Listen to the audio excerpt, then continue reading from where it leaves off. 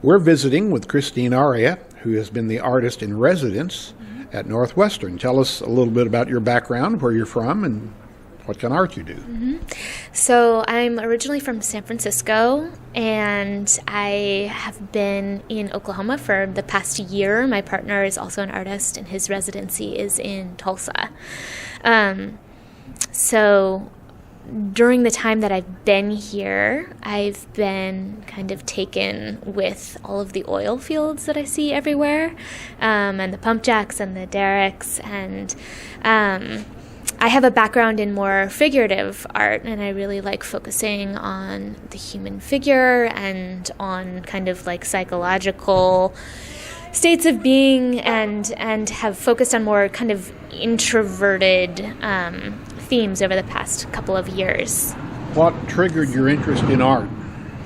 I've always loved creating things, and I think telling stories. I love telling stories, and I've always loved drawing and painting, and love soaking that in myself. So. Now, you mentioned here at the Runnymede Hotel you have a small exhibit, but you have a much larger exhibit at the college. Tell us about that's that. right.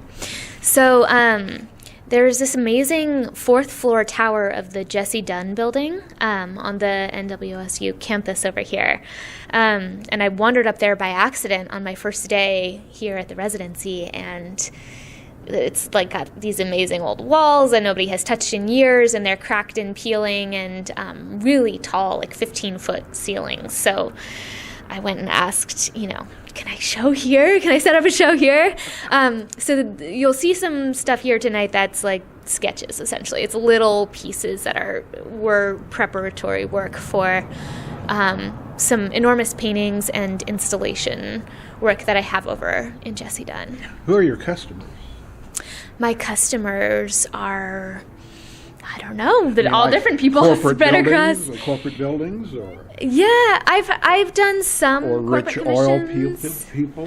I mean, I've only been here for so long, so I don't know if I've sold anything to any rich oil people, but that I know of. But otherwise, I have done a lot of kind of portraiture work with people, and it's. What have you learned people in who Oklahoma? like figures. What have I learned in Oklahoma? Oklahoma has been a very interesting place to be. I think you really come face to face with the history of the Native American people, who very much have a strong presence here that is not quite as apparent in other parts of the country, including in progressive California. Like, you still don't necessarily see tribal license plates and things like that all around. So that's been really interesting to learn about, like, growing and thriving tribes in the area and get to know people who are in them.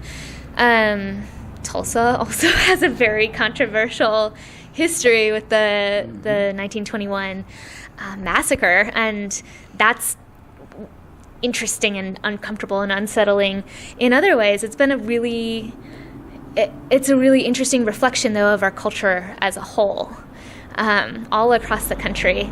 And so it's interesting to be here and come to face with those ideas and people, and yeah.